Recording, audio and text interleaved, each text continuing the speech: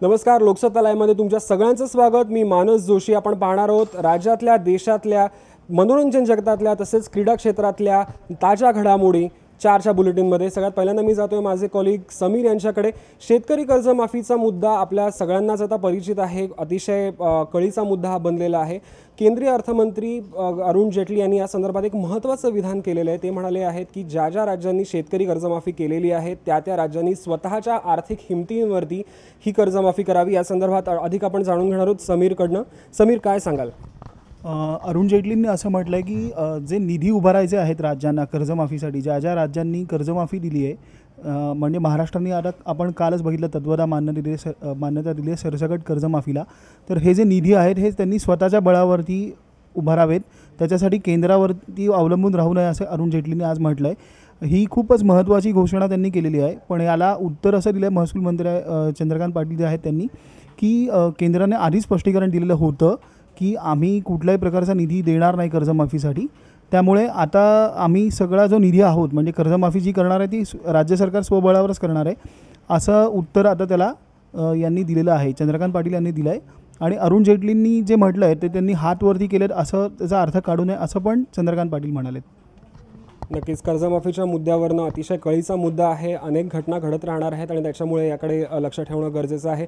कर्जमाफी झालेली असली तरी त्याचा आता श्रेय वादासाठी शिवसेना भाजपमध्ये पुन्हा एकदा वाद होतो की काय अशी शक्यता दिसते। कारण कर्जमाफी झाल्यानंतर मुंबईमध्ये ठिकठिकाणी शिवसेनेने पोस्टर लावलेत आणि बॅनरबाजी केलेली आहे आणि या कर्जमाफीचं श्रेय त्यांनी उद्धव ठाकरे यांना दिलेलं आहे। या संदर्भात आणखी सांगतोय रोहित, काय सांगशील? मानस, आपण बघितलंच की सत्तेत आल्यापासूनच शिवसेना केंद्रात आणि राज्यात दोन्ही ठिकाणी म्हणजे भाजपवर कुरघोडी करण्याचा प्रयत्न करते आणि आता जो काल निर्णय झाला शेतकरी कर्जमाफीचा त्यानंतर आता कुठेतरी भाजप आणि शिवसेनेत श्रेयवादाची लढाई रंगण्याची चिन्ह आहेत। शिवसेनेकडून आज मुंबईत उद्धव ठाकरेंच्या म्हणजे नेतृत्वाखाली शेतकरी लढ्याला यश मिळालं। अशा जे बॅनर लावण्यात आलेत उद्धव ठाकरेंच्याच नेतृत्वामुळे शेतकऱ्यांचा सातबारा कोरा झाला, अल्पभूधारक शेतकऱ्यांची कर्जमाफ झाली असं या बॅनरवर छापण्यात आलं आहे। त्यामुळे आता आणि हे बॅनर्स जे भाजपचं मुख्यालय मुंबई परिसरातलं या ठिकाणी वगैरे लावण्यात आले, त्यामुळे आता भाजप या सगळ्याला कसं उत्तर देणार हे पाहणं एक औत्सुक्याचं ठरेल। आपण सुरुवातीपासूनच या आंदोलनात शेतकरी आंदोलनात सेनेने सत्तेत असूनही सरकार विरोधी भूमिका घेतली होती। कर्जमाफी आणि स्वामीनाथन आयोगाच्या शिफारसी लागू करण्याला शिवसेनेने जाहीरपणे पाठिंबा दिला होता, त्यामुळे फडणवीस सरकारकडूनही शिवसेनेला एकूणच निर्णय प्रक्रियेत या डावलण्यात येत होता। आपण बघितलं की काही दिवसांपूर्वी पुंडाबा येथील शेतकऱ्यांच्या गटाची बैठक झाली होती, तेव्हा शिवसेनेच्या मंत्र्यांना बोलवण्यात आलं नव्हतं आणि त्यानंतर सेनेच्या मंत्र्यांनी मंत्रिमंडळाच्या जी बैठक होती त्यावरही बहिष्कार टाकला होता। त्यानंतर आता एकूणच आज पुन्हा ही बॅनरबाजी रंगल्याने आता शिवसेना आणि भाजपमधला वाद आता आणखी चिघळण्याची शक्यता आहे। नक्कीच चांगले निर्णय घेतले जावेत, पण त्याच्यामुळे श्रेयवाद होऊ नये अशी सामान्य जनतेची इच्छा नेहमीच असते, पण आता ही अपेक्षा काही पूर्ण होताना दिसत नाहीत। मुळात नॅशनल न्यूजकडे राष्ट्रीय पातळीवरच्या बातम्यांमध्ये काँग्रेसच्या बाबतीतली घडामोड आहे, ती म्हणजे काँग्रेसचे उपाध्यक्ष राहुल गांधी यांनी केंद्र सरकारवरती पुन्हा तोफ डागलेली आहे। त्यांनी असं म्हटलेलं आहे की केंद्र सरकार म्हणजे मोदी सरकार सगळ्यांची मुस्कटदाबी करते, कोणालाही बोलू देत नाहीयेत। या संदर्भात आपण जाणार आहोत माझा सहकारी विश्वास पुरोहितकडे। विश्वास, काय बातमी आहे? मानस, बंगळुरूमध्ये आज नॅशनल हेराल्ड म्हणजे जे काँग्रेसचा एक महत्त्वाचा एक पेपर होता, तर त्याचं रिलॉन्च करण्यात आलं आहे राहुल गांधींच्या हस्ते। आणि या रिलॉन्च म्हणजे ह्या सोहळ्यात राहुल गांधींनी मोदी सरकारवर निशाणा साधलेला आहे। त्यांनी म्हटलं आहे की मोदी सरकार हे पत्रकारांना त्यांचे मत मांडण्याचे अधिकार देत नाही, त्यांच्या स्वातंत्र्यावर गदा आणली जात आहे आणि प्रत्येकाची म्हणजे देशात प्रत्येकाचीच मुस्कटदाबी केली जात असल्याची त्यांनी टीका केलेली आहे। त्याचसोबत त्यांनी नॅशनल हेराल्डमध्ये एक मुलाखत दिली आहे आणि यात त्यांनी बेरोजगारीच्या विषयावरून मोदी सरकारवर निशाणा साधलेला आहे। यात त्यांनी म्हटलं आहे की मोदी सरकारने लोकसभा निवडणुकीत आश्वासन दिलं होतं की जवळपास दरवर्षी 2 कोटी रोजगार निर्माण केले जातील असं त्यांनी म्हटलं होतं आणि यावरून त्यांनी मोदी सरकारला निशाणा साधला आहे की त्यांनी म्हटलं की फक्त 2 लाख रोजगार निर्माण करून तुम्हाला जनतेच्या अपेक्षा पूर्ण करता येत नाही आहेत आणि रोजगार निर्मिती होत नसल्याने गावाकडून शहरात स्थलांतर होण्याचं प्रमाण आता बऱ्यापैकी वाढलेलं आहे। तर आणि शहरात म्हणजे शहरातही आरोग्य व्यवस्था सुविधा नाही आहेत आणि शिक्षणाच्या सुविधा नसल्याने एक म्हणजे समाजातील असंतोष वाढू लागला आहे असं त्यांनी म्हटलेलं आहे. मानस. नक्कीच विरोधकांची मुस्कटदाबी होते, हा आरोप नेहमीच होत असतो. तो पुन्हा एकदा राहुल गांधींनी केलेला आहे आणि केंद्र सरकारवरती तोफ डागलेली आहे. वळूयात दुसऱ्या बातमीकडे. बातमी आहे नीट परीक्षेच्या निकालासंदर्भातली. नीट परीक्षा म्हणजेच MBBS आणि BDS या अभ्यासक्रमांना ज्या विद्यार्थ्यांना ॲडमिशन घ्यायची असते त्या विद्यार्थ्यांना द्यावी लागणारी प्रवेश परीक्षा याच्या निकालासंदर्भातला याच्यासाठी मी जातोय माझी सहकारी सायली जोशीकडे. सायली, काय बातमी आहे? मानस, CBSEकडून ही परीक्षा घेतली जाते आणि CBSEकडून घेतल्या जाणाऱ्या नीट परीक्षेचा निकाल 8 जूनच्या दरम्यान लागण्याची शक्यता होती. मात्र मद्रास हायकोर्टाने याच्यावर स्थगिती आणली आणि हा कोर्टात निर्णय होता. पण याच्या विरोधात, मद्रास हायकोर्टाच्या विरोधात केंद्र सरकार सर्वोच्च न्यायालयाकडे गेलं होतं आणि सर्वोच्च न्यायालयाने ही स्थगिती उठवली आहे. त्यामुळे आता हा निकाल 26 जूनच्या आत लागण्याची शक्यता आहे. त्यामुळे वैद्यकीय आणि दंतवैद्यकीय विद्यार्थ्यांना दिलासा मिळण्याची शक्यता आहे. याचवेळी मद्रास आणि गुजरात या राज्यांमधल्या विद्यार्थ्यांनी आपल्या परीक्षेची काठिण्य पातळी खूप जास्ती होती असं म्हणून ही परीक्षाच रद्द करावी अशी मागणी केली आहे. आता त्याचं काय होतं आहे अजून निकाल लागलेला नाही आहे त्या प्रकरणाचा.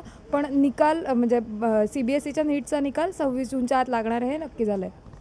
नक्कीच सर्वोच्च न्यायालयाने या सगळ्या विद्यार्थ्यांना दिलासा दिलेला आहे, कारण का त्यांना एक लक्षात येणार आहे की त्यांच्या परीक्षेचा त्यांच्या एक आयुष्यातल्या एका अत्यंत महत्त्वाच्या परीक्षेचा निकाल कधी लागणार आहे. बोलूयात एंटरटेनमेंटच्या बातम्यांकडे. मी जातोय माझी सहकारी स्वाती वेमुलकडे. स्वाती, एंटरटेनमेंट जगतात काय घडतंय? बातमी नागराज मंजुळे संदर्भातली आहे. जाती व्यवस्थेवरती त्यांनी वक्तव्य केलं आहे. विशिष्ट जातीचं असणं हे काही कमीपणाची किंवा अभिमानाची ही गोष्ट नाही आणि जातीमुळे माणसाने कधी लाजू नये आणि माजूही नये अशी भावना त्यांनी व्यक्त केली आहे. पुणे महानगरपालिकेचा डॉक्टर बाबासाहेब आंबेडकर पुरस्कार त्यांना प्रदान करण्यात आला होता. केंद्रीय सामाजिक न्यायमंत्री रामदास आठवले यांच्या हस्ते त्यांना हा पुरस्कार देण्यात आला होता. त्यावेळी त्यांनी हे वक्तव्य केलं. त्याचप्रमाणे त्यांनी म्हटलं आहे की अंधश्रद्धा आणि धार्मिकतेचा पगडा असलेल्या समाजात मी जन्माला आलो. त्याच्यामुळे अज्ञानतासुद्धा माझ्यात सुरुवातीपासून होती. मात्र बाबासाहेबांचे साहित्य वाचल्यामुळे मला त्यातून प्रेरणा मिळाली. त्यांचे विचारांमुळे माझ्या विचारांमध्ये खूप बदल झाला असं त्यांनी म्हटलं आहे. मानस. नक्कीच बाबासाहेब आंबेडकरांच्या या महाराष्ट्रामध्ये जातीची जी कवाडं आहेत ती अजूनही करकचून बांधलेलीच असतात. या संदर्भात नागराज मंजुळे यांनी वक्तव्य केलेलं आहे. बोलूयात दुसऱ्या एंटरटेनमेंट जगतातल्या बातमीकडे. मी जातोय माझी सहकारी सायली पाटीलकडे. सायली. मानस, हसीना पारकरच्या जीवनावर आधारित एक चित्रपट प्रेक्षकांच्या भेटीला येणार आहे आणि आता अभिनेत्री श्रद्धा कपूरने तिच्या ट्विटर अकाउंटवरून या चित्रपटाचा आणखी एक टीझर पोस्टर जो आहे तो प्रदर्शित केला. आपण पाहू शकतो या पोस्टरमध्ये श्रद्धाचा लूक एकंदर बुरखा घातलेली ती पाहायला मिळते. जरी तिचा चेहरा इथे दिसत नसला तरीही तिच्या डोळ्यातून जे भाव प्रकट होतात त्याच्यामुळे एक या चित्रपटाबद्दल उत्सुकता पाहायला मिळते. त्यासोबतच या पोस्टरवर असंही लिहिण्यात आलं की 88 केसेस दर्ज पर कोर्ट में हाजरी सिर्फ एक बार. त्यामुळे आता एकंदर गुन्हेगारी पार्श्वभूमी, गँगवॉर आणि दाऊद इब्राहिमची बहीण हे असं कथानक कसं फिरणार, त्याभोवती श्रद्धाची भूमिका कशी असणार हे पाहण्यासाठी प्रेक्षकांमध्ये उत्सुकतेचं वातावरण पाहायला मिळते.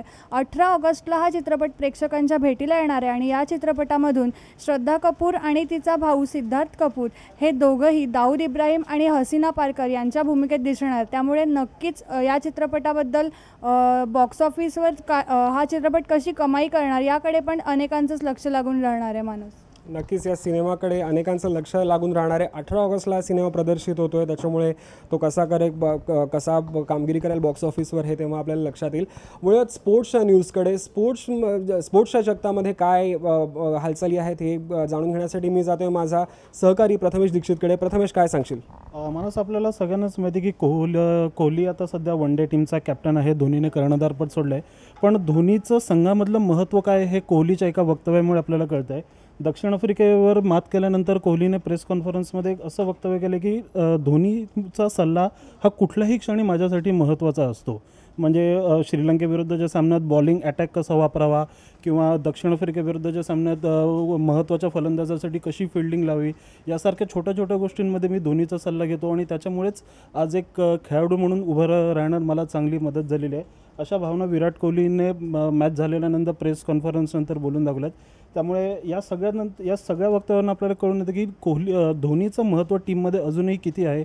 आणि जसं आपल्याला माहिती आहे की चॅम्पियन्स ट्रॉफीच्या सेमीफायनलमध्ये आपण पोहोचलेलो आहोत.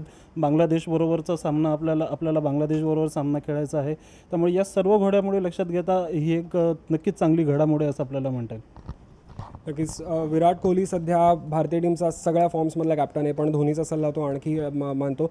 याच्या पुढे सर्वात शेवटी बातमी आहे ती मुंबईकरांना काहीशी आनंदित करणार नाही, कारण मुंबई मेट्रोच्या दरांमध्ये वाढ झालेली आहे. मुंबई मेट्रोचं जे रिटर्न फेअर होतं, रिटर्न तिकीट होतं, रिटर्नचं जे टोकन होतं, त्याच्या दरांमध्ये आता 5 रुपयाची वाढ होणार आहे.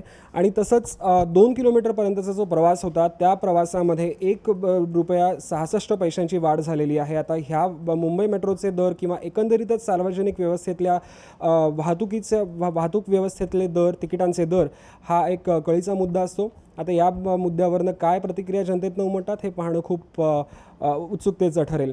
तर या होत्या 4च्या बातम्या. तुम्ही अधिक माहितीसाठी, अधिक अपडेट्ससाठी लोकसत्ता.com लॉग इन करू शकता. तसंच तुम्ही आम्हाला फेसबुक आणि ट्विटरवरतीही फॉलो करू शकता. फेसबुकवरती आमचं पेज लाईक करा आणि ट्विटरवरती @लोकसत्ता लाईव्ह या हँडलला फॉलो करा.